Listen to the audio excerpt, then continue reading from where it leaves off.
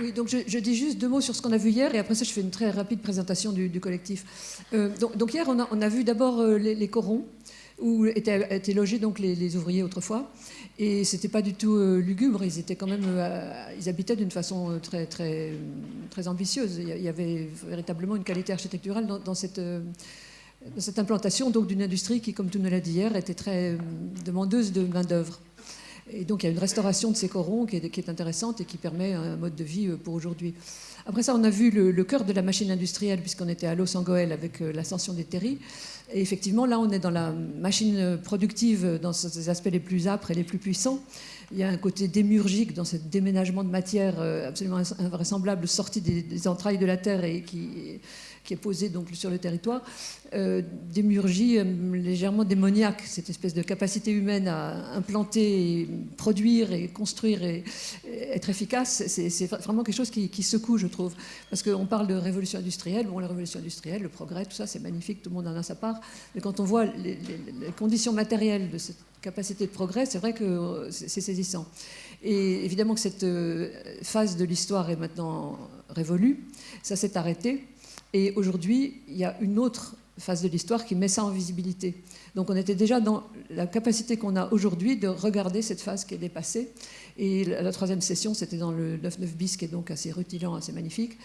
Et on voit effectivement que cette société locale est déjà dans autre chose et revalorise cette période finie en ayant un regard dessus qui est porté par l'ambition de durabilité et de mix énergétique et de rénovation des bâtiments, et toutes ces choses-là dont on n'a peut-être pas parlé avec assez de clarté hier. Et effectivement, je pense que c'était très démonstratif, encore une fois, de ce que c'est qu'une révolution technique et sociale, et matérielle, du fait que c'est fini et qu'effectivement, on est en train de faire autre chose et qui est à la fois très ambitieux, très visionnaire, et qui a besoin un peu d'imaginaire, de fête pour prendre confiance et inventer tout ce qui reste à inventer. Et il y a eu un moment qui était déjà très intéressant, ce qui était la confrontation avec les territoires européens, qui en gros ont dit il y a vraiment un défi, il faut être optimiste, il faut être confiant, il faut être méthodique, il faut être subtil, et il faut faire confiance aux gens.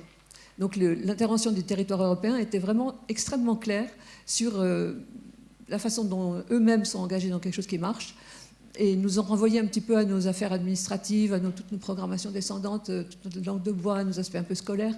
Et eux, ils sont dans le fait qu'on fait ça ensemble, parce que maintenant on est des êtres humains et on partage ses ambitions et chacun prend sa place. Et il y avait ce côté, je trouve, très démocratique, qui était très fructueux, même si la journée était un petit peu morceau de puzzle. Voilà. Donc, juste 3 minutes pour nous présenter, puisque le collectif PAP a organisé cette journée, et peut-être tout le monde ne sait pas d'où nous sortons et qui nous sommes. Je ne sais pas où est le... Ah, voilà. Donc nous sommes un collectif qui existe depuis 2002, puisque notre acte de naissance est un numéro de revue qui a été également financé par la Fondation pour le progrès de l'homme, où en 2002, puis c'est publié en 2012, pardon, publié en 2013, nous nous interrogions sur cette question de comment composer un monde pour demain. Et je crois qu'il y a quelque chose d'important au point de vue philosophique, puisque je suis philosophe, j'ai oublié de dire, j'étais Odile Marcel, philosophe. Ces révolutions qui nous attendent, elles sont techniques, elles sont industrielles, elles sont sociales, elles sont financières, elles sont toutes sortes de choses extrêmement sérieuses qu'il faut construire. Ce que nous posons, c'est qu'en plus, il faut que ça soit plaisant, il faut que ça nous convainque, il faut que ça ait de l'évidence, il faut qu'on le sente, et donc que ça prenne une dimension qui est très importante pour l'homme, qui est la dimension esthétique. C'est le moment où les choses, on les sent, on les reçoit, où elles nous émeuvent. Et donc, on est ici pour faire que ce monde de demain, il soit un monde partagé et un monde évident. Et encore une fois, les défis sont suffisamment importants pour que le fait de le rendre plus facile et plus avenant soit vraiment une question décisive.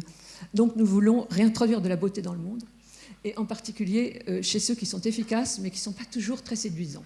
J'entends par là les approches techniques qui sont indispensables, mais il y a un moment où, encore une fois, ce que savent bien les élus, il faut le faire ensemble, il faut que tout le monde comprenne, et il faut que ce soit quelque chose qui est du corps.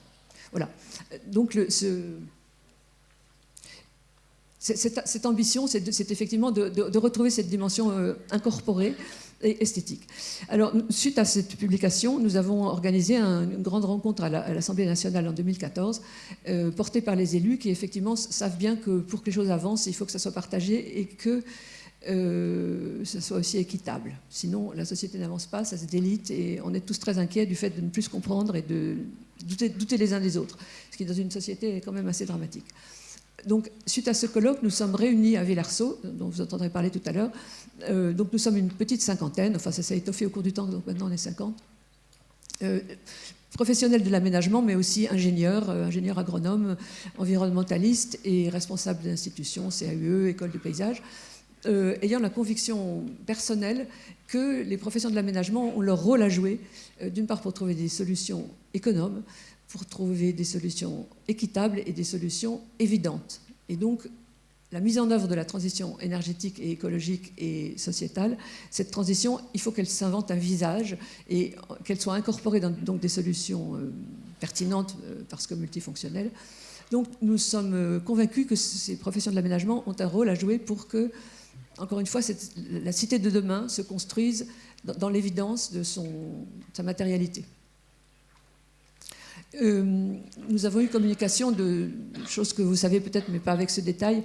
Donc c'est Negawatt qui nous a proposé 2 slides où on voit les défis énergétiques qui se proposent pour nous. D'une part, la façon dont aujourd'hui on prélève beaucoup de matière dans les ressources et on en perd une très grande quantité et à l'arrivée on en consomme évidemment trop. Dans une société plus sobre et plus efficace, on prélèverait beaucoup moins dans la nature et on aurait beaucoup moins besoin de dépenser de l'énergie. Negawatt a proposé un scénario fascinant sur les étapes par lesquelles on peut arriver à ce monde qui équilibre les relations avec le milieu et qui n'arrive pas à cette situation de destruction qui, peut-être pas nous attend, mais en tout cas nous menace. Nous ne sommes pas ici pour définir, et pour revenir sur cette question des étapes de la transition énergétique. Ils le font à leur manière. Nous sommes ici pour parler de différentes expériences. Allez, ça tourne. Différentes expériences de territoire qui se sont engagées déjà depuis longtemps dans cette notion de transition, c'est-à-dire qui sont entrées dans l'idée qu'il fallait que le monde change, ce qui est un espoir des sociétés européennes, qu'on arrive à des sociétés justes. Et là, plus spécifiquement, des sociétés qui ne soient plus un attentat au milieu terrestre, et qui n'aille pas de plus en plus vers une iniquité qui n'est vraiment pas dans les gènes de notre société occidentale. Donc, par rapport au colloque de 2014, nous avons travaillé sur un certain nombre d'expériences françaises, donc là il y en a une quinzaine, qui effectivement sont déjà dans la transition, avec les différentes dimensions que ça comporte, qui ont toutes, d'une façon ou d'une autre, travaillé sur la question de leur paysage et de la spatialisation de cette transition. Et cette étape précise, là, était celle donc d'une recherche européenne que Mathilde Hermel, qui l'ont conduite, vont vous présenter pour vous expliquer de quelle façon la journée est construite.